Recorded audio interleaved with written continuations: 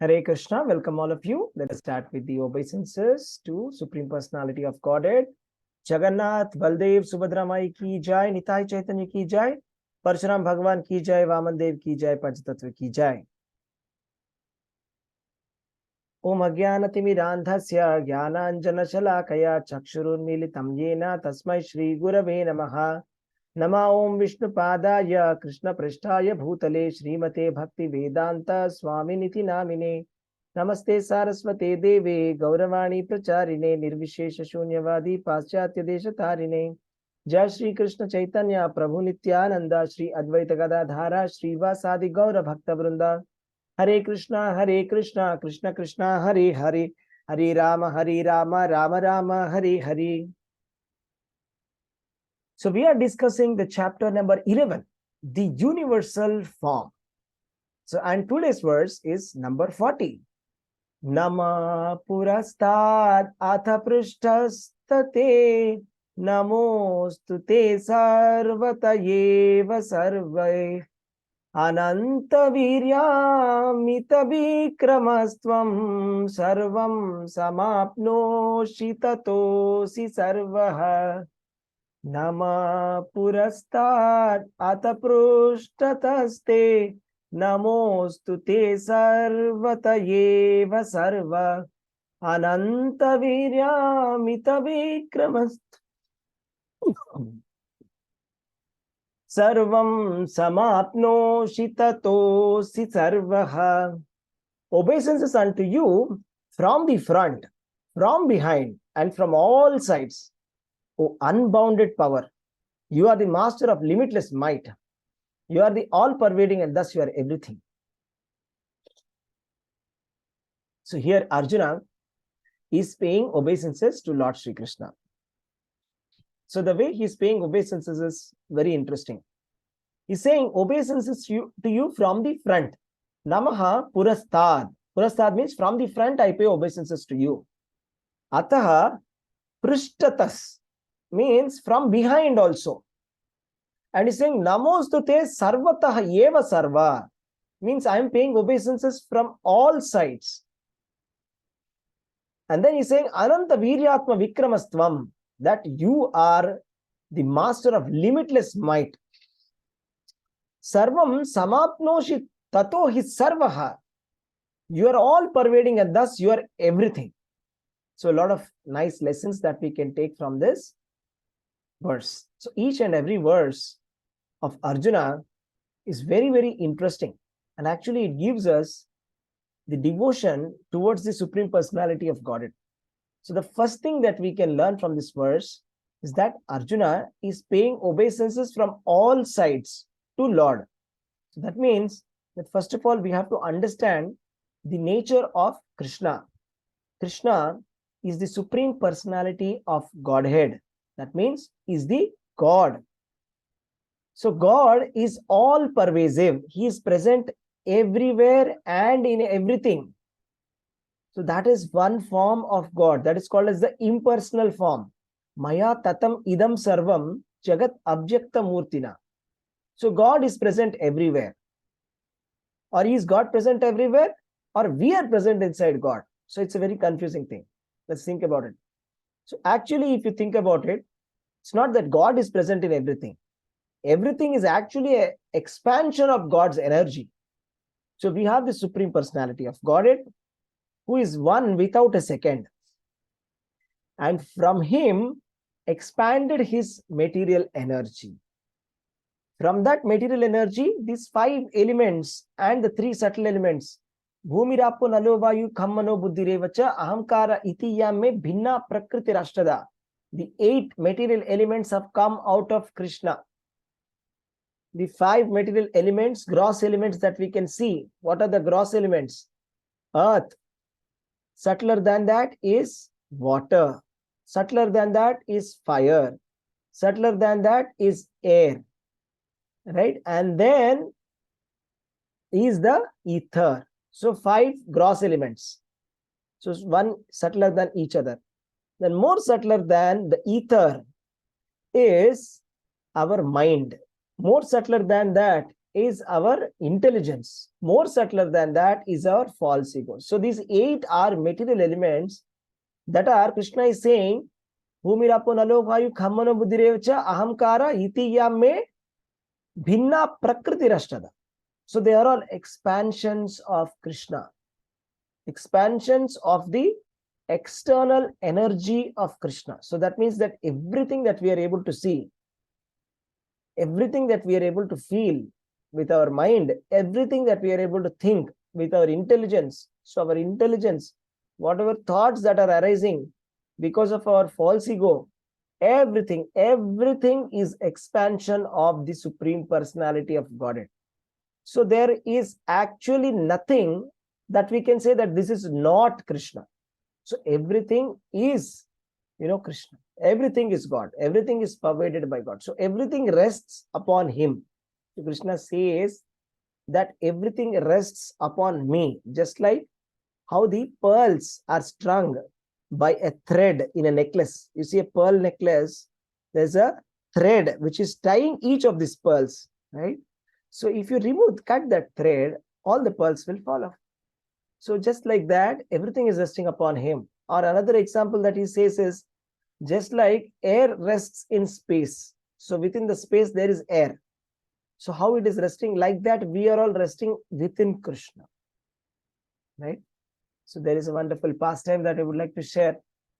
Once Lord Sri Chaitanya Mahaprabhu was getting ecstatic at the thoughts of Krishna, right? When he was in the public, so he was near the riverside, right? There was one water body nearby. So then one person nearby said, your Krishna is there. Your Krishna is there.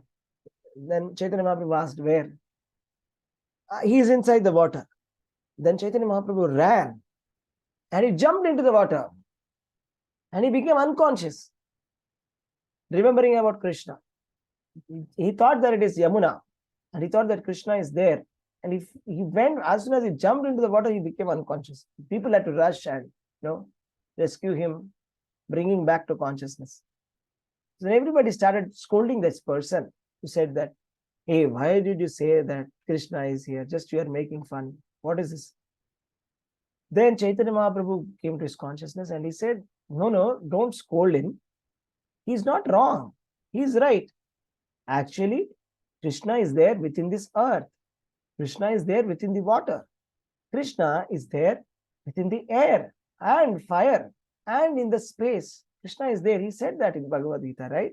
So yes, whatever he said is right. So Krishna is there everywhere. So such a beautiful realization, right? So that's what it is. So that's why Arjuna has understood who is Krishna. Arjuna has understood who is God. Just look at the mood at which he is, paying obeisances. He's paying obeisances from the front also. He's paying obeisances from the back. From the front also, from the back also, from all sides. And he's saying, you are the unbounded power, oh my dear Krishna. You are everywhere. You are the master of limitless might. Ananta Viryamita Vikramastvam. So there's nobody is better than that, better than you. And you are all pervading. So God is all pervading. So it's very difficult to understand this. God is pervading in his impersonal form. At the same time, it does not mean that there is no personal form of God. He is personal and impersonal at the same time. How is it possible? Then the answer is just like how sun. You see, sun is there. The sun is personal. So sun planet is you can understand. You can relate. It has got a form, proper form. So from the sun planet, the sun rays are coming. So the sun rays, when they come, do we say that it has got a form? Do sun rays have a form? Sun rays do not have a form. But they are illuminating the entire universe. So just like how the sun rays are illuminating entire universe, even though sun is at one place, sun is not here, but the rays have come here. Right? So therefore, Krishna is not here. Krishna is in Golok Vrindavan. He's always enjoying with his associates. But then, how is it that he is pervading here? Like the sun rays. In his impersonal light, the sun, just like how the sun rays are coming from the sun, which are illuminating the entire universe, like that, the impersonal Brahma Jyoti is emanating from the Supreme Personality of Godhead, Lord Sri Krishna. And from that impersonal Brahma Jyoti, all these material elements are coming. So in that way, this is called as the Achintya Bheda Abheda. That means, in a way, Lord is present in everything and everywhere. Everything is but his energy. There is nothing which is not him. But that doesn't mean that instead of worshipping Krishna, I shall worship everything. You see, that is not correct. So just like if you say Krishna is there within the tiger, so then one person said, okay, let me go and embrace the tiger. So if we go and embrace the tiger, tiger will kill us. Right? Or if we go and touch the fire and say, here is Krishna, and it will burn us. So that's not the correct way of understanding. The philosophical way or the proper way of understanding is that everything is God's energy. Because everything is God's energy, and it is a separated energy. Bhinna Prakriti Rashtada. It is not the combined energy, separated. Means it is away from Krishna, separated energy. But again, it doesn't mean that it is non-different from Krishna, because the energy and the energetic, they are the same. So for example, if I am singing a song and somebody is recording this song, so this song is the energy of me.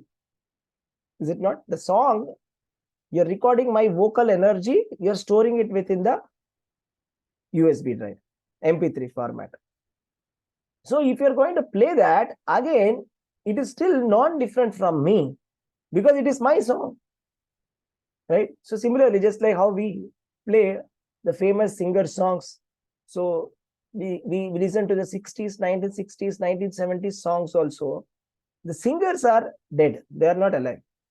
But we are able to hear them. Is it not?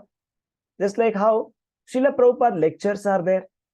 Srila Prabhupada has disappeared from this universe, but his books are there. That means Srila Prabhupada is here. One day, all the disciples asked, what will happen to your disciples after you die? Then Srila Prabhupada said, I shall never die. Then everybody shouted, Hari Bol. All the disciples shouted, Hari Bol. Right? So he said, I shall never die because I have written whatever I have to say, I've put it in my books. So if you read my books, you are associating with me directly. So if you read Prabhupada's books, it is as good as Srila Prabhupada is coming in front of us and talking to us. So that's what we have to understand.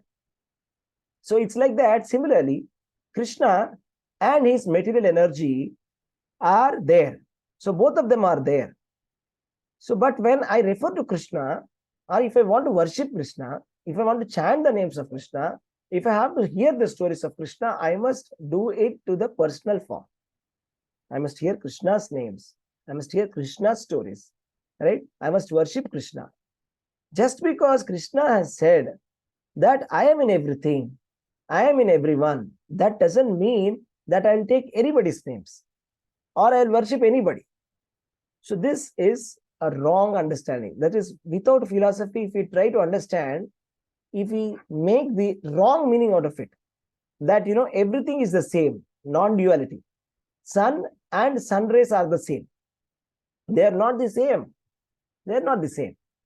So just like, one example is, like, let us say that, a person goes to a bank with a checkbook. There's a check. They're writing a check. Say, please pay so and so 20,000 rupees. Signed, and I put my signature. So when I go and give this to the bank officer, even though I may not have come, but the signature is representing me. So the bank officer will see that, okay, that person has not come here and said authorize this, but he has sent his signature. So I shall accept the signature. So because it has got the signature, I shall accept it. Correct? So that way, the energetic are the same. So me and my signature checkbook, they are the same. But that doesn't mean that the checkbook is my replacement. Is it not? So it's not that, if you want to call that person home and give him food, we will not put the checkbook and put the food in front of him. So that is wrong understanding. So this is a perverted understanding. So this concept of non-duality, or saying that everything is absolutely the same, this is actually a perverted and a force-fit understanding. Actually, it is atheism to say that everything is the same. Everything is the same. So everything is Krishna. So I shall worship, this person. So for example, there is a criminal in the jail. So everything is Krishna. Everybody is Krishna. So let me worship this criminal. Then if I go and worship the criminal, I will become a criminal. Correct? So this is wrong. That is not correct. So everything is expansion of Krishna. Everybody is part and parcel of Krishna. Everybody is part and parcel of God. That doesn't mean that everything is the same. So similarly, I was talking about the bank example. So the checkbook is there, fine. But if I go to the bank personally, and if I say, please cancel the check will be cancelled. Because the check is not equal to me. Right? My energy, my external separated energy is not equal to me, even though it is representing me. You got the point? It is representing me, but it is not me. I can always override my energy. I can always go and say, no, that's wrong. I shall cancel this check. That will be cancelled. So that can never become more than me. So Krishna's energy, Krishna, the universe is coming from Krishna. The illusory potency Maya is coming from Krishna. So this illusory potency Maya that is coming from Krishna, it can never overpower Krishna, because Krishna is the source. All the demigods, all the rishis, they are coming from Krishna. They can never overpower Krishna. All the living entities are coming from Krishna. They can never overpower Krishna. They can never become more than Krishna. Right? Or all this material nature that we see cannot overpower Krishna. Just like sun is there, sun rays are there. So even though the sun rays and the sun, they are one and the same, agreed. But the sun rays cannot hide the sun. So the sun rays cannot try to hide the sun. Means sun rays cannot become an obstruction to the sun. They can only represent the sun. Similarly, this entire material world is but the complete expansion of the Supreme Personality of Godhead. And that's what Krishna is showing. God is showing us this universal form for giving faith to us. Arjuna has got the faith. Arjuna is an eternal associate. He understands very well who is Krishna. Sometimes he acts as if he has forgotten. So that is just a pastime. That is, as per the instructions of Lord Sri Krishna, he has forgotten the identity of Krishna. But very soon he has been reminded about this knowledge. So the knowledge has been given by Krishna immediately, and Arjuna is corrected. That who is the Supreme Personality of Godhead, who is God, who is Krishna, who is Arjuna, what is a living entity? Arjuna is representing us, living entities, conditioned living entities. He is representing us. Krishna is the Supreme Personality of Godhead. So here is a conversation between a conditioned living entity and the Supreme Personality of Godhead, and the Supreme Lord is giving instructions. And after hearing that instructions, the realization of the living entity, you see how Arjuna is paying obeisances, right? He is saying, my obeisances unto you, from the front, from the back, from all the sides, you're present everywhere, right? So that's what he is saying, right? So this is the beautiful part about Lord Sri Krishna. Okay, so this is what we have heard today. So we have seen how Arjuna has praised the Supreme Personality of Godhead. So let us also try to get this faith in our life, that when we see God, or when we chant his names, and when we even do worship in our altar, we should be able to have the same mood as that of Arjuna, that I am serving the Supreme Lord, the one who is all pervasive, from whom everything has come. such a person I am able to serve. Actually, it is not possible to serve. If you think about it, how is it possible to serve? So, for example, can you show a lamp to a sun? Sun is there, sunlight is so bright, and when we are doing the worship of sun god, sometimes we show lamp, ghee lamp. So we'll show the ghee lamp. First we'll show agarbatti, then we'll show the ghee lamp. So if you show the ghee lamp, it is insignificant. So my service to the Supreme Personality of Godhead is actually insignificant. It doesn't make any difference for him. But it makes a lot of difference for me. It makes a lot of difference for my consciousness. Okay, so this is the point that we have to understand. So thank you very much. Hare Krishna, everyone. If you have any questions, we can take up now. Hare Krishna.